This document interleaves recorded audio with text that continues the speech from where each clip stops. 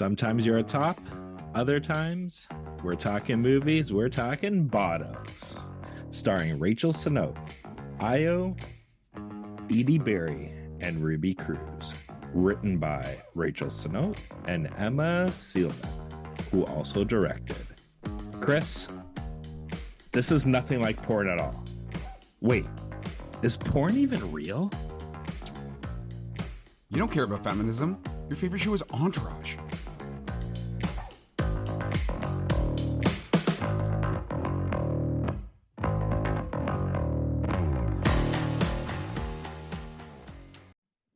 Hey, everybody, and welcome to this week's episode of How'd You Like That Movie?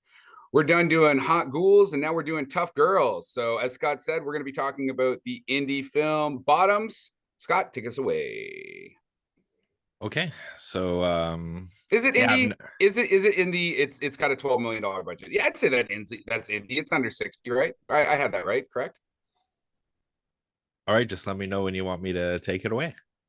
All right, yeah, you can take it away now. I have no idea what's considered indie or not. Like this was, well, isn't this a studio picture? It is, but I mean that budget is not crazy. I mean, I think I'd have to, maybe our producer can look this up while we're chatting. I know that the Indie Spirit Awards upped like their classification to, I think it might be 50 or 60 million dollars from whatever it was before. So I'm like $12 million. Actually, the budget is $11.3 million, which is about $1 bazillion Canadian. That's a pretty independent production. So Scott, take it away. All right. Yeah, okay. So I've never watched any of like Emma's previous work, like that Shiva Baby movie. God, how have you not seen Shiva Baby yet? Okay, go. But here's the thing. See, I knew I had to cut you off because like when you selected this movie, you got on a fucking soapbox just praising the shit out of that movie, telling me how fucking amazing this movie was gonna be, a sight unseen because of Shiva Baby. With this being my first impression of her work, I'm not gonna lie, Kris, I'm a little bit underwhelmed. So you did not go watch Shiva Baby, the literal movie I told you to fucking watch? No, buddy, like I got shit to do, man. I can't just sit here and watch movies all day. Ain't nobody got time for that. It's not like I have a podcast about fucking movies, like right? Like not like I'm a middle-aged white guy with a podcast about movies. Yeah. No one's ever done that before, by the way. We are breaking ground over here. But this one's a one and done for me. Like I can appreciate the 90s throwback sex comedy vibe this had, even from the perspective that this was done from, right? Because I haven't really seen it much before.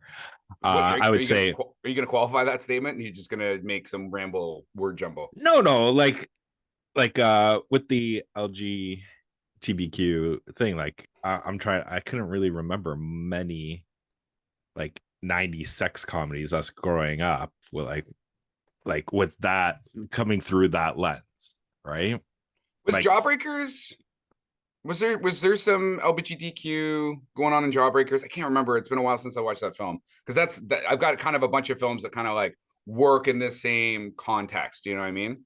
Yeah, I don't because don't they each want a guy at the end? Like they're all trying to get something guy. Like that. I mean, Wild Things kind of has some stuff, but that's a totally different kind of movie. I feel like Wild but Things that's not closer. a 90s sex comedy. That is just not 90s sex. 90s sex. Yeah, that was not a 90s sex comedy. But yes, that I guess that especially if they had that scene that was supposed to get thrown in between Bacon and Matt Dillon, then it would have been like right then and there. But yeah, so I'll say this, like the dialogue, I did like the dialogue, and I did like how it was presented, because it did feel somewhat real, right? Because it wasn't like somebody talking break and then the other person saying their lines. It was really like fast interaction, one on top of each other. It's like how real people talk, right? But there were some writing choices here, Kris, that left me a little dumbfounded. Kris, there were actual murders here, literal murders that are acknowledged with no repercussions whatsoever. And It's that like was the big, Anchorman. I that was the killed a man big with a jumping the trident. shark. I killed a man with a trident. Yeah, you should probably lay low for a bit, Brick. There were horses and a man on fire, and I killed a guy with a trident. See, at least there's repercussion there. They're like, yeah, maybe you should go hide. Here, it's like literally thousands of witnesses, and they all got to make out with their respective person, and the movie ended. Right? Like, to me, that was the jumping of the shark. And like, I can do spoilers after, but go ahead. Tell me how I'm wrong on this one, Kris. I mean, I think this is the type of film that like you're gonna have an opinion. You may have a very strong opinion about. And that's cool. Like, again, I don't think it's for everyone. I thought it was fun. It very much felt like the perfect kind of film. It did get a limited like theatrical release, but to me, this is the exact kind of film you should be making for a streaming service. Like, there's no part of me that was like, oh my God, I got to see this motherfucker in the theater. You know what I mean? Watching it at home, perfectly fine. I'm going to use actually my quote, and then I'm going to keep going on this for a bit while our producer finds the numbers on the Indie Spirit Award, because I do kind of want to know what that is. I've got Ashisha Harris from NPR. In the realm of Black comedies, unabashedly embracing teen nastiness, Heathers walked so Jawbreakers could run, Mean Girls could fly, and so Bottoms can now proudly land in outer space. I mean, that list of films is a great, like, you could always almost watch those in that series and see the development of kind of what you were talking about, like the teen comedy, Black teen comedy, sex in there a bit. Some have, obviously Jawbreakers has more sex, Heathers has more murders. You know what I mean? But I liked it. I thought it was fun. Like I said, I already like Emma Seligman's work because I've seen Shiva Baby. And so if you see Shiva Baby, Shiva Baby is a much more serious kind of comedy with a ton of tension in it. And this is more wide open comedy. Yeah, I generally like it. I'm going to recommend it to people. I think they should watch it. I think it's a very now film for a young generation that is in some respects much more comfortable with gender identity and fluidity and stuff. So these characters, they are them. And these schools, other than this is kind of like a pumped up version of, like, it's a bit farcical. I think that this is what's going on in school for the most part. I mean, outside of the Fight Club aspect and I was gonna say and the terrorism. Let's do terrorism. Okay, let's build bombs. Yeah, like, that's the thing. Like, to me, I don't know. I just, like, it was grounded. Like, it was just, I'll be honest, it was just that fucking ending, man. Like, that ending just completely threw me off of this movie. Yo, but did you like that? And like, did you like the fucking basically like Spartan-esque gladiatorial fucking throwdown at the end? Did you like it? Like, just as a set piece, did you like it? I think the setup of it let me down, right? Like, yeah, it had reminiscence of like 300 and stuff like that, where one person's like ducking down, punching somebody, while the other person's Slow like motion rolling on jumps. top. Yeah, like fucking doing a Superman punch on a fucker. Like, but it's this whole premise of because it was always like the back subplot, right? Like, all the other girls that were part of this fight club were all getting ready for this football game, because they're like, shit is gonna get fucked up. Everything always gets fucked up when this team comes, right? And that's why they're in it. Then to have nobody from the opposing school show up to be like, we just murdered a guy, because that's what they do every 25 years when these two schools meet. Like, somebody gets fucked up, but nobody from the why opposing... were there? Did they explain why there was no opposing fans? Now that you bring that up, it's the pineapple juice that was apparently going to kill the fucker. Apparently, everybody from that school's allergic to pineapple, so they couldn't get... That was the thing. I'm like, okay, you built this up, right? And then it's like, I like the reversal where it's the women saving the men. I thought that was fun too, but like there's a lot more football players that would have been there. Like the football players from the other team, there would have been way more of them than there were girls in this fight club. So you would think like it would have been like an all-out brawl kind of thing, but it was just like, limited. We have 5 girls, and apparently in football in this high school there's only 5 guys that play on the field at one time. And that was the thing. Yeah, like I was saying, like to me, the end, like that ending just like kind You of were like, fucking this ruined it. film, it didn't have enough realism to it. Well, yeah. Well, think about it. Okay, You get stabbed with a sword. you have that blow up through a car. line. Yeah, you have that through line about like this fight with the school, right? That's what the other girls are. And then while they're running this fake fight club, spoilers, they keep on talking about how badass they were in juvie. You would figure by the end of this movie they were going to fucking juvie, so their whole fake story actually became a reality where they're now running a fucking fight club with women. That's the fucking sequel. We're writing the sequel live right now. But you're not writing the sequel because they made out and then they went to go leave, and they're and there was just like dead bodies all over the place, and everybody's just like walking away. The cops still got to show up. So Emma, if you're hearing this, we will take our writing credit. It'll be great. We'll do this. We'll get a story credit. I'm very happy with this. So we should probably just end the podcast right there. Did you watch it? I mean, you got like daughters and stuff. Did you get to watch it with one of your daughters to get some feedback? Not one of my kids were interested in watching it, so I watched it on my little. What is going on in that household? What about your wife? Did she watch it with you? No, she listen, we're getting ready for our trip, right? So like literally had to break apart to watch these movies. So I had to hear that. I wasn't helping with the packing and everything while I'm watching a lesbian. You're not going to the Amazon, dude. Like you're going to like. Have you been to Disney? Shit. Animal Kingdom, man. It's fair like enough. The safari. Well, listen, so it's got a 92% from the critics, got an 89 for the audience, solid 90-minute running time. Like I said, it's got a budget of $11 million. It did a box office of 12. Were you able to find streaming numbers? I'd like to know how it's doing on streaming. Because again, I think this is perfect for streaming service. Yeah, it is. No, like I agree. Like it is. Like to me, it's just a one and done.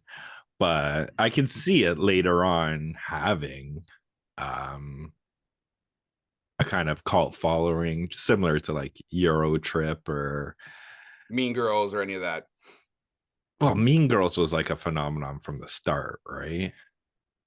Was it not? Yes. Like I remember. Yeah. Oh, absolutely. And I mean, like because this one's gonna have to find an audience. Catchphrases that like even just like. It's Wednesday, like on October 3rd, he asked what day it was. It's Wednesday or whatever, like stuff like that. Like on Wednesday or on Fridays, we wear pink. Like all it's that Wednesdays. Stuff is like, or Thursdays. On Wednesdays, yeah. Whatever. And I want my pink shirt back. I want my pink shirt back. So I really like Rachel Senote. So obviously she was the lead in Shiva Baby. She's in a show called Call Your Mother. She was also in The Idol, which the show was awful. She was good in it.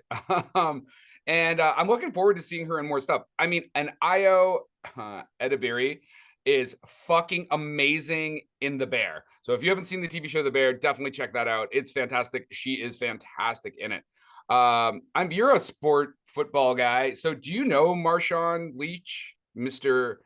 Beast Mode from the Seattle Seahawks, who played the Seattle Seahawks? Okay. You were like, yeah, I know that guy. I thought he like his shit. Like, I'll be honest, it was fucking hilarious because I wasn't expecting much, right? But he had some of the best like gag jokes, like on there, like when he like starts going off about Amelia Earhart. Like, how many fucking men have flown planes and like have not been found, but you don't make them And then he heroes. kind of goes on about his like relationship, and they're like, I don't know if you're supposed to be talking to us about this stuff. You know what I mean? Or when he was like, when he sees like after the first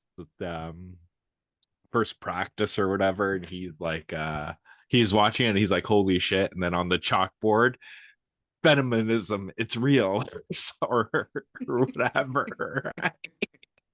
Like who created feminism? A woman, a man, or A man. Yeah, or Gloria Steinem or whatever, right? Yeah. So man, this thing had like it had really nice set dressing. Like I said, it's really cool to look at. The cinematographer is Mary Roosh. She obviously worked on, not obviously, but she did also work on Shiva Baby. So basically the gang all got back together to put this film together. So, it's interesting that to me, there shouldn't be a lot of controversy around this film. But because of the subject matter, they were unable to actually find a full high school that was going to let them film at it in New Orleans. So they had to like do a lot of the shooting in an abandoned elementary school and a college gymnasium.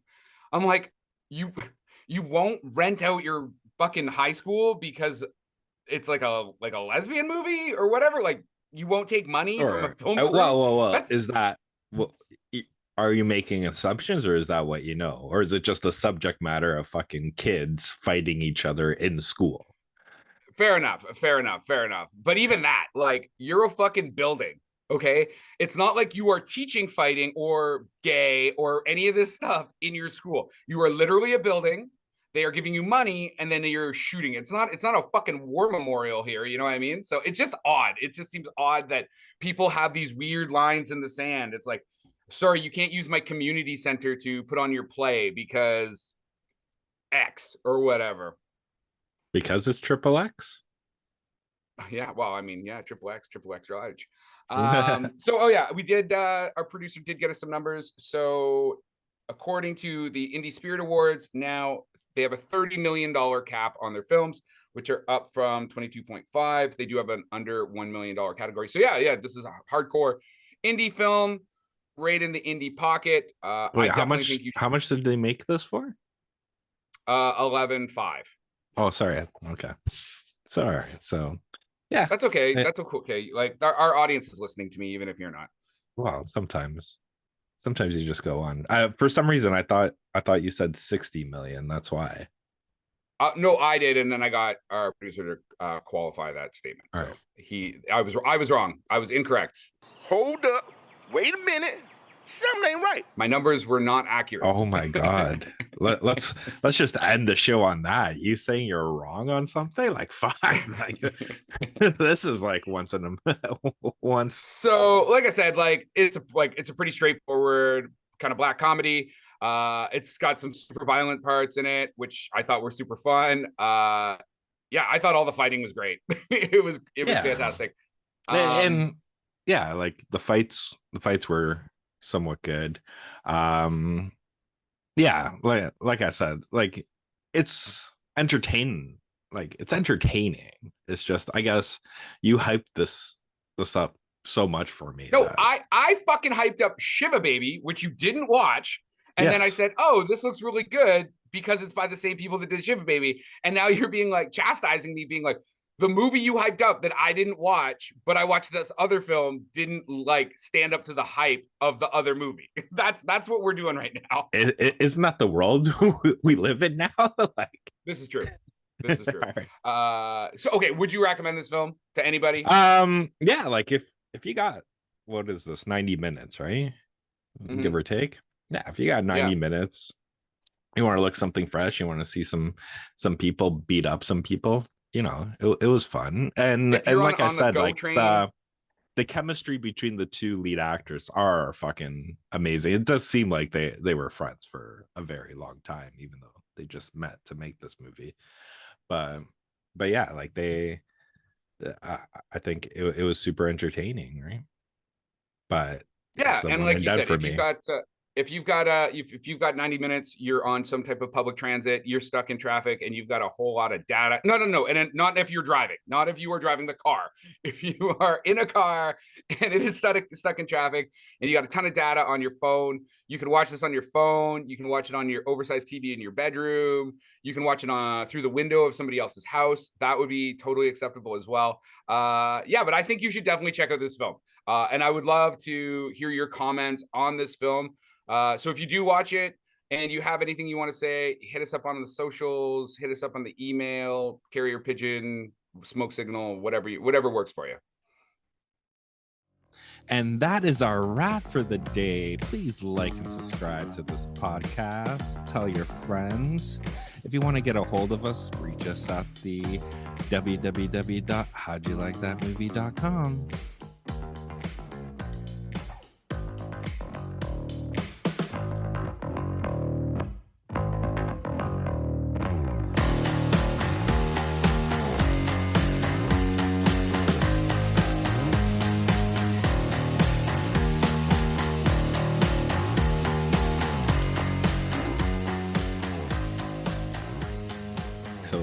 Emma, like this director writer, is she like one of your like up and comers that you kind of are gonna start following now? Yeah, I think so, because she's or doing, is it she's like doing I'm just interesting. gonna give? Go ahead. Sorry, what? Or I was gonna say, or is it just gonna be like I'm gonna give her one more shot, right? Like I love the first one, second one's okay. I'll give her one to see if it wasn't like a yeah, but I didn't have a problem with this film. I mean, it's not supposed to be Shiva. Shiva Baby is a very cool film, right? It's very like it's a grown-up film. You watch it, it's funny, but like they're dealing with like adult subject matter. This is not a kids movie, but this is like a young adult film. So I think that she executed this film just fine. I think it's exactly the type of film that it feels like she was trying to make. I don't think she was trying to makes like she does a bunch of commentary in here, but in a very like superficial, and I don't mean that in a negative way, but just like top line, you know, this is kind of kids in the world today, and we're gonna do this in a fun way. I think it's fine. Production by Rod Shaver, Vader Monkey Productions.